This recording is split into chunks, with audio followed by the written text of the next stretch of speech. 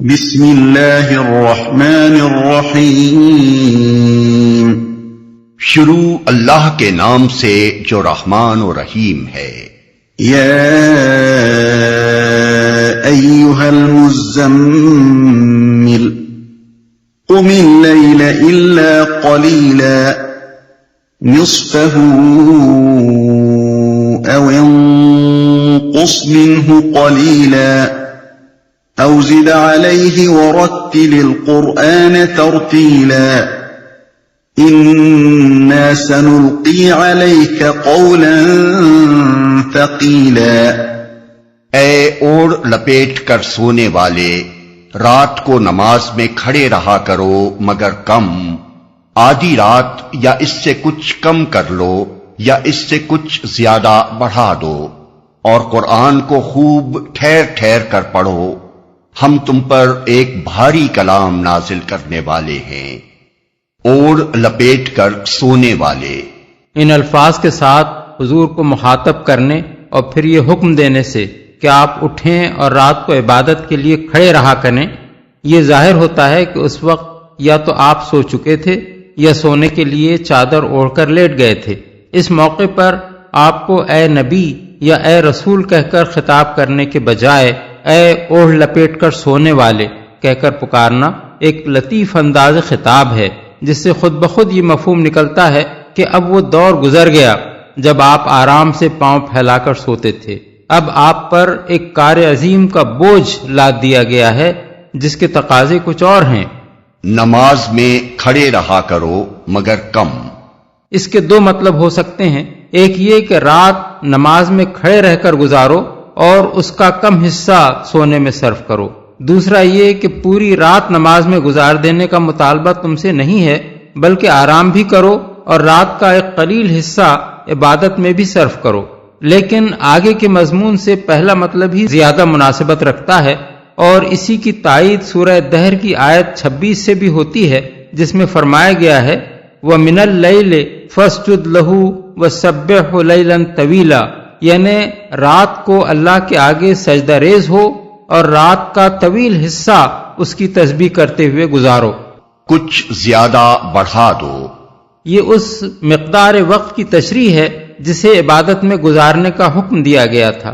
اس میں آپ کو اختیار دیا گیا کہ خواہ آدھی رات نماز میں صرف کریں یا اس سے کچھ کم کر دیں یا اس سے کچھ زیادہ، لیکن انداز بیان سے معلوم ہوتا ہے کہ قابل ترجیح آدھی رات ہے، کیونکہ اسی کو معیار قرار دے کر کمی و بیشی کا اختیار دیا گیا ہے۔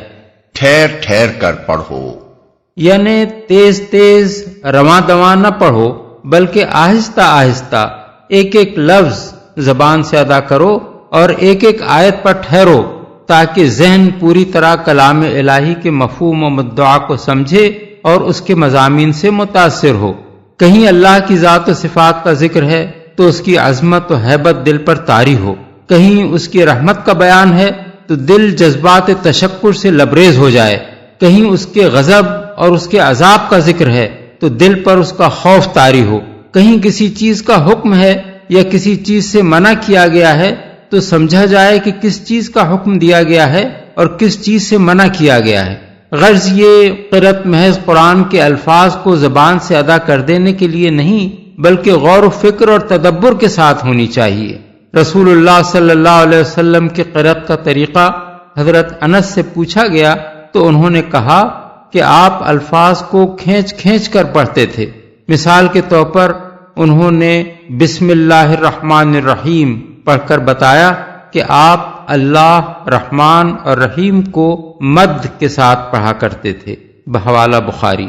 حضرت ام سلمہ سے یہی سوال کیا گیا تو انہوں نے بتایا کہ حضور ایک ایک آیت کو الگ الگ پڑھتے اور ہر آیت پر ٹھہرتے جاتے تھے۔ مثلا الحمدللہ رب العالمین پڑھ کر رک جاتے، پھر الرحمن الرحیم پر ٹھہرتے اور اس کے بعد رک کر مالک یوم الدین کہتے، بحوالہ مسند احمد، ابو داؤد اور ترمذی۔ دوسری ایک روایت میں حضرت ام سلمہ بیان فرماتی ہیں کہ حضور ایک ایک لفظ واضح طور پر پڑھا کرتے تھے، بحوالہ ترمذی اور نسائی۔ حضرت حذیفہ بن یمان کہتے ہیں کہ ایک مرتبہ میں رات کی نماز میں حضور کے ساتھ کھڑا ہو گیا تو آپ کی قرأت کا یہ انداز دیکھا کہ جہاں تسبیح کا موقع آتا وہاں تسبیح فرماتے، جہاں دعا کا موقع آتا وہاں دعا مانگتے، جہاں اللہ تعالی کی پناہ مانگنے کا موقع آتا وہاں پناہ مانگتے۔ بحوالہ مسلم اور نسائی۔ حضرت ابو ذر کا بیان ہے کہ ایک مرتبہ رات کی نماز میں جب حضور اس مقام پر پہنچے، ان تعذبہم فإنہم عبادک وإن تغفر لہم فإنک انت العزیز الحکیم، یعنی اگر تو انہیں عذاب دے تو وہ تیرے بندے ہیں، اور اگر تو ان کو معاف فرما دے تو تو غالب اور دانا ہے۔ تو اسی کو دہراتے رہے یہاں تک کہ صبح ہو گئی۔ بحوالہ مسند احمد اور بخاری۔ بھاری کلام نازل کرنے والے ہیں۔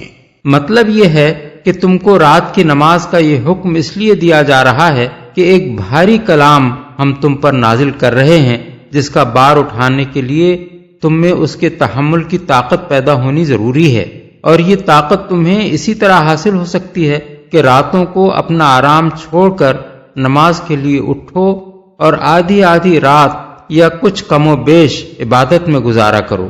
قرآن کو بھاری کلام اس بنا پر بھی کہا گیا ہے کہ اس کے احکام پر عمل کرنا، اس کی تعلیم کا نمونہ بن کر دکھانا، اس کی دعوت کو لے کر ساری دنیا کے مقابلے میں اٹھنا اور اس کے مطابق عقائد و افکار، اخلاق و آداب اور تہذیب و تمدن کے پورے نظام میں انقلاب برپا کر دینا ایک ایسا کام ہے جس سے بڑھ کر کسی بھاری کام کا تصور نہیں کیا جا سکتا، اور اس بنا پر بھی اس کو بھاری کلام کہا گیا ہے کہ اس کے نزول کا تحمل بڑا دشوار کام تھا۔ حضرت زید بن ثابت کہتے ہیں کہ ایک مرتبہ رسول اللہ صلی اللہ علیہ وسلم پر وحی اس حالت میں نازل ہوئی کہ آپ اپنا زانو میرے زانو پر رکھے ہوئے بیٹھے تھے۔ میرے زانو پر اس وقت ایسا بوجھ پڑا کہ معلوم ہوتا تھا کہ اب ٹوٹ جائے گا۔ حضرت عائشہ فرماتی ہیں کہ میں نے سخت سردی کے زمانے میں حضور پر وحی نازل ہوتے دیکھی ہے، آپ کی پیشانی سے اس وقت پسینہ ٹپکنے لگتا تھا۔ بحوالہ بخاری، مسلم، مالک، ترمذی اور نسائی۔ ایک اور روایت میں حضرت عائشہ کا بیان ہے کہ جب کبھی آپ پر اس حالت میں وحی نازل ہوتی کہ آپ اونٹنی پر بیٹھے ہوں تو اونٹنی اپنا سینہ زمین پر ٹکا دیتی تھی اور اس وقت تک حرکت نہ کر سکتی تھی جب تک نزول وحی کا سلسلہ ختم نہ ہو جاتا۔ بحوالہ مسند احمد، حاکم اور ابن جریر۔ إن ناشئة الليل هي أشد وطئا وأقوم قيلا إن لك في النهار سبحا طويلا واذكر اسم ربك وتبتل إليه تبتيلا رب المشرق والمغرب لا إله إلا هو فاتخذه وكيلا۔ در حقیقت رات کا اٹھنا نفس پر قابو پانے کے لیے بہت کارگر اور قرآن ٹھیک پڑھنے کے لیے زیادہ موزوں ہے۔ دن کے اوقات میں تو تمہارے لیے بہت مصروفیات ہیں، اپنے رب کے نام کا ذکر کیا کرو اور سب سے کٹ کر اسی کے ہو رہو۔ وہ مشرق و مغرب کا مالک ہے، اس کے سوا کوئی خدا نہیں ہے، لہذا اسی کو اپنا وکیل بنا لو۔ رات کا اٹھنا اصل میں لفظ ناشئۃ اللیل استعمال کیا گیا ہے، جس کے متعلق مفسرین اور اہل لغت کے 4 مختلف اقوال ہیں۔ ایک قول یہ ہے کہ ناشئہ سے مراد نفس ناشئہ ہے، یعنی وہ شخص جو رات کو اٹھے۔ دوسرا قول یہ ہے کہ اس سے مراد رات کے اوقات ہیں۔ تیسرا قول یہ ہے کہ اس کے معنی ہے رات کو اٹھنا، اور چوتھا قول یہ ہے کہ اس لفظ کا اطلاق محض رات کو اٹھنے پر نہیں ہوتا بلکہ سو کر اٹھنے پر ہوتا ہے۔ حضرت عائشہ اور مجاہد نے اسی چوتھے قول کو اختیار کیا ہے۔ بہت کارگر اصل میں لفظ اشد وطئن استعمال ہوا ہے، جس کے معنی میں اتنی وسعت ہے کہ کسی ایک فقرے میں اسے ادا نہیں کیا جا سکتا۔ اس کا ایک مطلب یہ ہے کہ رات کو عبادت کے لیے اٹھنا اور دیر تک کھڑے رہنا چونکہ طبیعت کے خلاف ہے اور نفس اس وقت آرام کا مطالبہ کرتا ہے، اس لیے یہ فعل ایک ایسا مجاہدہ ہے جو نفس کو دبانے اور اس پر قابو پانے کی بڑی زبردست تاثیر رکھتا ہے۔ اس طریقے سے جو شخص اپنے آپ پر قابو پا لے اور اپنے جسم و ذہن پر تسلط حاصل کر کے اپنی اس طاقت کو خدا کی راہ میں استعمال کرنے پر قادر ہو جائے، وہ زیادہ مضبوطی کے ساتھ دین حق کی دعوت کو دنیا میں غالب کرنے کے لیے کام کر سکتا ہے۔ دوسرا مطلب یہ ہے کہ یہ دل اور زبان کے درمیان موافقت پیدا کرنے کا بڑا مؤثر ذریعہ ہے، کیونکہ رات کے ان اوقات میں بندے اور خدا کے درمیان کوئی دوسرا حائل نہیں ہوتا، اور اس حالت میں آدمی جو کچھ زبان سے کہتا ہے وہ اس کے دل کی آواز ہوتی ہے۔ تیسرا مطلب یہ ہے کہ یہ آدمی کے ظاہر و باطن میں مطابقت پیدا کرنے کا بڑا کارگر ذریعہ ہے، کیونکہ رات کی تنہائی میں جو شخص اپنا آرام چھوڑ کر عبادت کے لیے اٹھے گا وہ لامحالہ اخلاص ہی کی بنا پر ایسا کرے گا، اس میں ریاکاری کا سرے سے کوئی موقع ہی نہیں ہے۔ چوتھا مطلب یہ ہے کہ یہ عبادت چونکہ دن کی عبادت کی بنسبت آدمی پر زیادہ گراں ہوتی ہے، اس لیے اس کا التزام کرنے سے آدمی میں بڑی ثابت قدمی پیدا ہوتی ہے اور وہ خدا کی راہ میں زیادہ مضبوطی کے ساتھ چل سکتا ہے، اس راہ کی مشکلات کو زیادہ استقامت کے ساتھ برداشت کر سکتا ہے۔ زیادہ موزوں ہے۔ اصل میں اقوم قیلہ ارشاد ہوا ہے، جس کے لغوی معنی ہیں قول کو زیادہ راست اور درست بناتا ہے، لیکن مدعا یہ ہے کہ اس وقت انسان قرآن کو زیادہ سکون و اطمینان اور توجہ کے ساتھ سمجھ کر پڑھ سکتا ہے۔ ابن عباس اس کا مفہوم یہ بیان کرتے ہیں کہ اجدر ان یفقہ فی القرآن، یعنی وہ اس کے لیے زیادہ موزوں ہے کہ آدمی قرآن میں غور و خوض کرے۔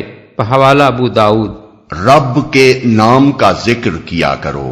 دن کے اوقات کی مصروفیتوں کا ذکر کرنے کے بعد یہ ارشاد کہ اپنے رب کے نام کا ذکر کیا کرو خود بخود یہ مفہوم ظاہر کرتا ہے کہ دنیا میں ہر طرح کے کام کرتے ہوئے بھی اپنے رب کی یاد سے کبھی غافل نہ ہو اور کسی نہ کسی شکل میں اس کا ذکر کرتے رہو۔ اپنا وکیل بنا لو۔ وکیل اس شخص کو کہتے ہیں جس پر اعتماد کر کے کوئی شخص اپنا معاملہ اس کے سپرد کر دے۔ قریب قریب اسی معنی میں ہم اردو زبان میں وکیل کا لفظ اس شخص کے لیے استعمال کرتے ہیں جس کے حوالے اپنا مقدمہ کر کے ایک آدمی مطمئن ہو جاتا ہے کہ اس کی طرف سے وہ اچھی طرح مقدمہ لڑ لے گا اور اسے خود اپنا مقدمہ لڑنے کی حاجت نہ رہے گی۔ بس آیت کا مطلب یہ ہے کہ اس دین کی دعوت پیش کرنے پر تمہارے خلاف مخالفتوں کا جو طوفان اٹھ کھڑا ہوا ہے اور جو مشکلات تمہیں پیش آ رہی ہیں ان پر کوئی پریشانی تم کو لاحق نہ ہونی چاہیے۔ تمہارا رب وہ ہے جو مشرق و مغرب یعنی ساری کائنات کا مالک ہے، جس کے سوا خدائی کے اختیارات کسی کے ہاتھ میں نہیں ہیں۔ تم اپنا معاملہ اسی کے حوالے کر دو اور مطمئن ہو جاؤ کہ اب تمہارا مقدمہ وہ لڑے گا، تمہارے مخالفین سے وہ نمٹے گا اور تمہارے سارے کام وہ بنائے گا۔ واصبر على ما يقولون واهجرهم هجرا جميلا۔ اور جو باتیں لوگ بنا رہے ہیں ان پر صبر کرو اور شرافت کے ساتھ ان سے الگ ہو جاؤ۔ الگ ہو جاؤ کا مطلب یہ نہیں ہے کہ ان سے مقاطعہ کر کے اپنی تبلیغ بند کر دو، بلکہ اس کا مطلب یہ ہے کہ ان کے منہ نہ لگو، ان کی بےہودگیوں کو بالکل نظر انداز کر دو اور ان کی کسی بدتمیزی کا جواب نہ دو۔ پھر یہ اعتراض بھی کسی غم اور غصے اور جھنجھلاہٹ کے ساتھ نہ ہو، بلکہ اس طرز کا اعتراض ہو جس طرح ایک شریف آدمی کسی بازاری آدمی کی گالی سن کر اسے نظر انداز کر دیتا ہے اور دل پر میل تک نہیں آنے دیتا۔ اس سے یہ غلط فہمی نہ ہونی چاہیے کہ رسول اللہ صلی اللہ علیہ وسلم کا طرز عمل کچھ اس سے مختلف تھا، اس لیے اللہ تعالیٰ نے حضور کو یہ ہدایت فرمائی۔ اصل میں تو آپ پہلے ہی سے اسی طریقے پر عمل فرما رہے تھے، لیکن قرآن میں یہ ہدایت اس لیے دی گئی کہ کفار کو بتا دیا جائے کہ تم جو حرکتیں کر رہے ہو ان کا جواب نہ دینے کی وجہ کمزوری نہیں ہے، بلکہ اللہ نے ایسی باتوں کے جواب میں اپنے رسول کو یہی شریفانہ طریقہ اختیار کرنے کی تعلیم دی ہے۔ وَذَرْنِي وَالْمُكَذِّبِينَ أُولِي النَّعْمَةِ وَمَهِّلْهُمْ قَلِيلًا۔ ان جھٹلانے والے خوشحال لوگوں سے نمٹنے کا کام تم مجھ پر چھوڑ دو اور انہیں ذرا کچھ دیر اسی حالت پر رہنے دو، مجھ پر چھوڑ دو۔ ان الفاظ میں صاف اشارہ اس بات کی طرف ہے کہ مکے میں دراصل جو لوگ رسول اللہ صلی اللہ علیہ وسلم کو جھٹلا رہے تھے اور طرح طرح کے فریب دے کر اور تعصبات ابھار کر عوام کو آپ کی مخالفت پر آمادہ کر رہے تھے، وہ قوم کے کھاتے پیتے پیٹ بھرے خوشحال لوگ تھے، کیونکہ انہی کے مفاد پر اسلام کی اس دعوت اصلاح کی زد پڑ رہی تھی۔ قرآن ہمیں بتاتا ہے کہ یہ معاملہ صرف رسول اللہ صلی اللہ علیہ وسلم ہی کے ساتھ خاص نہ تھا، بلکہ ہمیشہ یہی گروہ اصلاح کی راہ روکنے کے لیے سنگ گرام بن کر کھڑا ہوتا رہا ہے۔ مثال کے طور پر ملاحظہ ہو سورہ الاعراف آیات 60، 66، 75 اور 88، سورہ المومنون آیت 33، سبا آیات 34 اور 35، سورہ الزخرف آیت 23۔ إن لدينا أنكالا وجحيما وطعاما ذا غصة وعذابا أليما يوم ترجف الأرض والجبال وكانت الجبال كثيبا مهيلا۔ ہمارے پاس ان کے لیے بھاری بیڑیاں ہیں اور بھڑکتی ہوئی آگ اور حلق میں پھنسنے والا کھانا اور دردناک عذاب۔ یہ اس دن ہوگا جب زمین اور پہاڑ لرز اٹھیں گے اور پہاڑوں کا حال ایسا ہو جائے گا جیسے ریت کے ڈھیر ہیں جو بکھرے جا رہے ہیں۔ بھاری بیڑیاں ہیں۔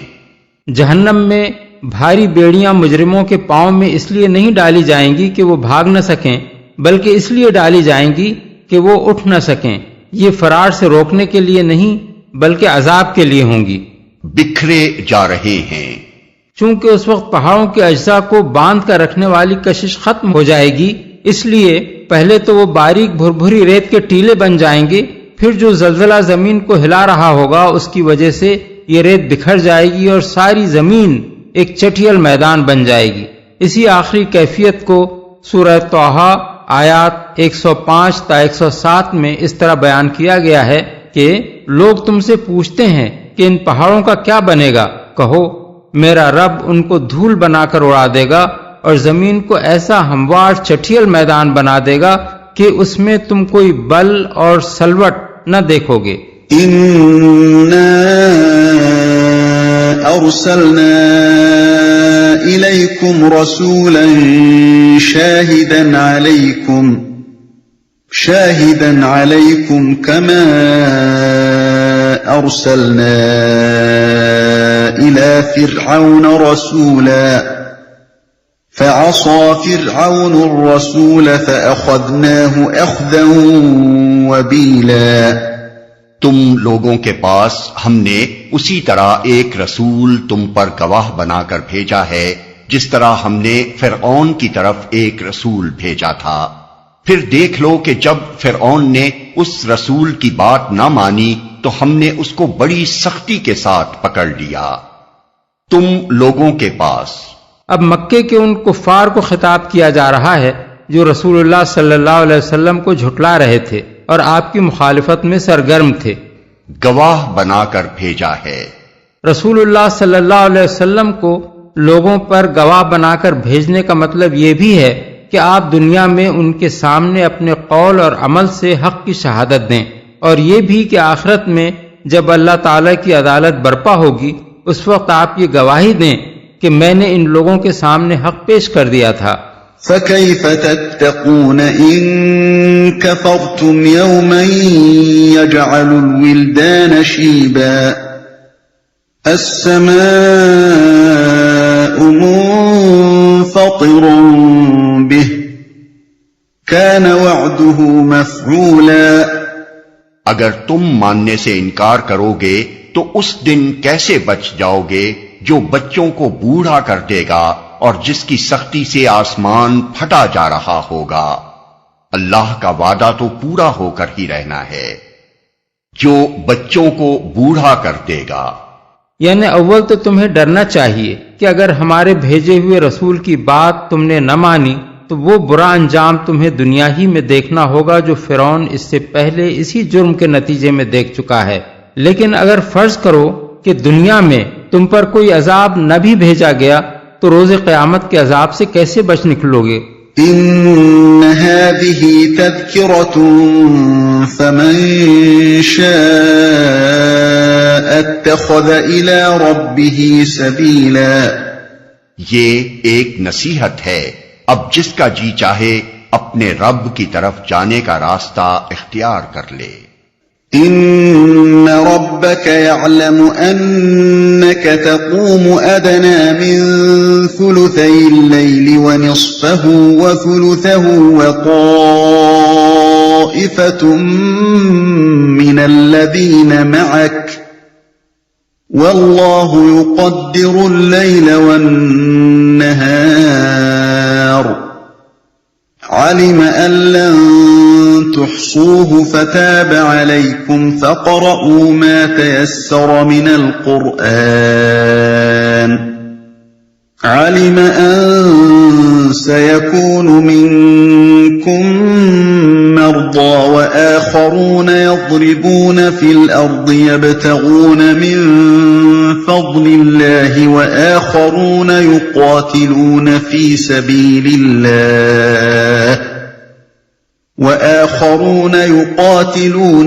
سبيل الله فاقرؤوا ما تيسر منه وأقيموا الصلاة وآتوا الزكاة وأقرضوا الله قرضا حسنا وما تقدموا لأنفسكم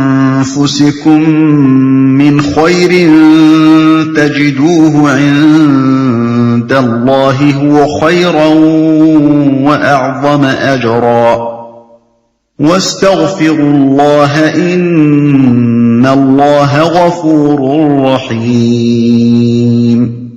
اے نبی، تمہارا رب جانتا ہے کہ تم کبھی 2/3 رات کے قریب اور کبھی آدھی رات اور کبھی 1/3 رات عبادت میں کھڑے رہتے ہو، اور تمہارے ساتھیوں میں سے بھی ایک گروہ یہ عمل کرتا ہے۔ اللہ ہی رات اور دن کے اوقات کا حساب رکھتا ہے، اسے معلوم ہے کہ تم لوگ اوقات کا ٹھیک شمار نہیں کر سکتے، لہذا اس نے تم پر مہربانی فرمائی۔ اب جتنا قرآن آسانی سے پڑھ سکتے ہو پڑھ لیا کرو۔ اسے معلوم ہے کہ تم میں کچھ مریض ہوں گے، کچھ دوسرے لوگ اللہ کے فضل کی تلاش میں سفر کرتے ہیں، اور کچھ اور لوگ اللہ کی راہ میں جنگ کرتے ہیں، پس جتنا قرآن بآسانی پڑھا جا سکے پڑھ لیا کرو۔ نماز قائم کرو، زکوٰۃ دو، اور اللہ کو اچھا قرض دیتے رہو۔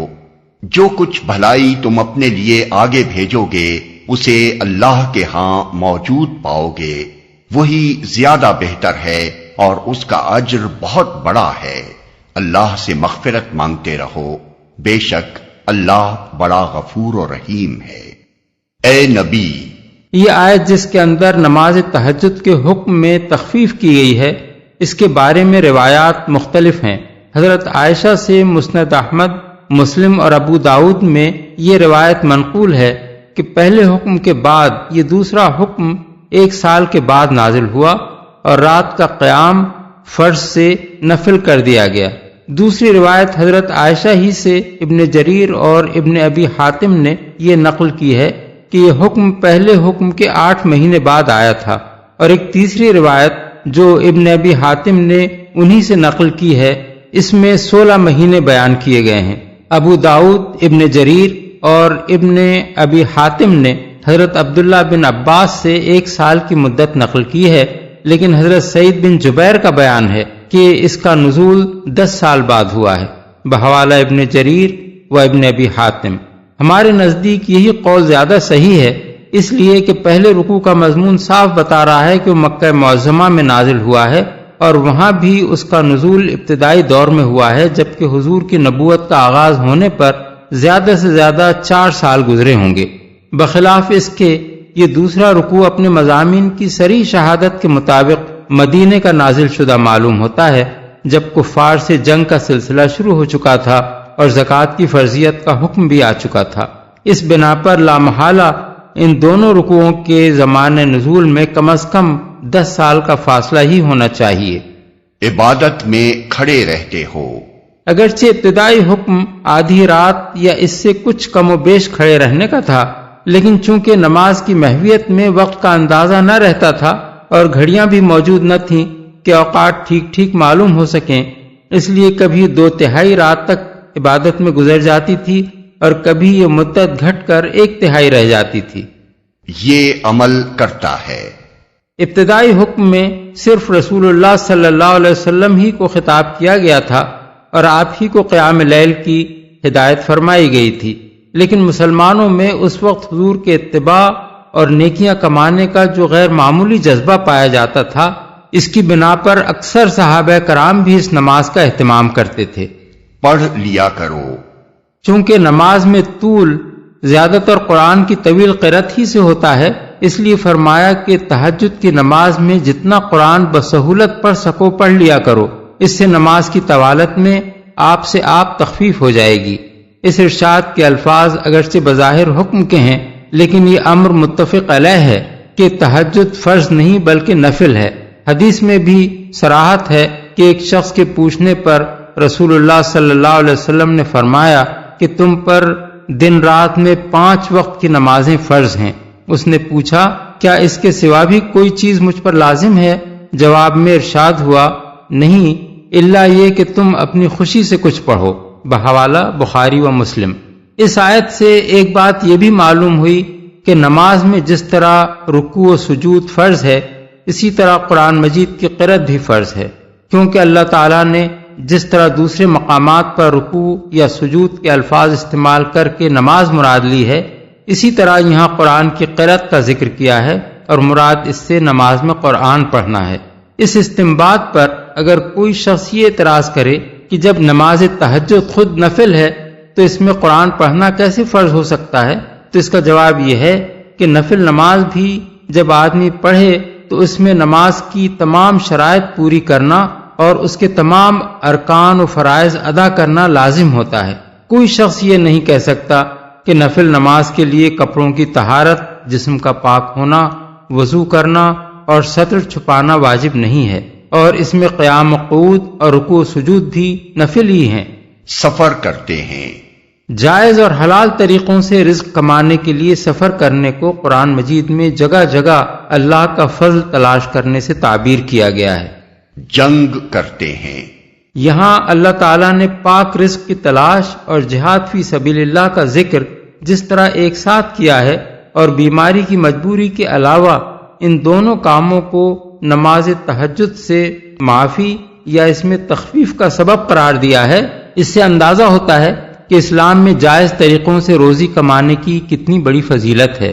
حدیث میں حضرت عبداللہ بن مسعود کی روایت ہے کہ رسول اللہ صلی اللہ علیہ وسلم نے فرمایا ما من جالب یجلب طعاما الى بلد من بلدان المسلمین فیبیعہ لسیر یومہ الا کانت منزلتہ عند اللہ ثم قرأ رسول اللہ صلی اللہ علیہ وسلم وآخرون یضربون فی الارض الی آخرہ۔ یعنی جو شخص مسلمانوں کے کسی شہر میں غلہ لے کر آیا اور اس روز کے بھاؤ پر اسے بیچ دیا، اس کو اللہ کا قرب نصیب ہوگا۔ پھر رسول اللہ صلی اللہ علیہ وسلم نے یہی آیت پڑھی۔ ابن مردوہ حضرت عمر نے ایک مرتبہ فرمایا ما من حال یاتینی علیہ الموت بعد الجہاد فی سبیل اللہ احب الی من ان یاتینی وانا بین شعبۃ جبل التمس من فضل اللہ وقرأ هذه الآیہ۔ یعنی جہاد فی سبیل اللہ کے بعد اگر کسی حالت میں جان دینا مجھے سب سے زیادہ محبوب ہے تو وہ یہ حالت ہے کہ میں اللہ کا فضل تلاش کرتے ہوئے کسی پہاڑی درے سے گزر رہا ہوں اور وہاں مجھ کو موت آ جائے۔ پھر انہوں نے یہی آیت پڑھی۔ بحوالہ بہقی فی شعب الایمان۔ زکوٰۃ دو۔ مفسرین کا اس بات پر اتفاق ہے کہ اس سے مراد 5 وقتہ فرض نماز اور فرض زکوٰۃ ادا کرنا ہے۔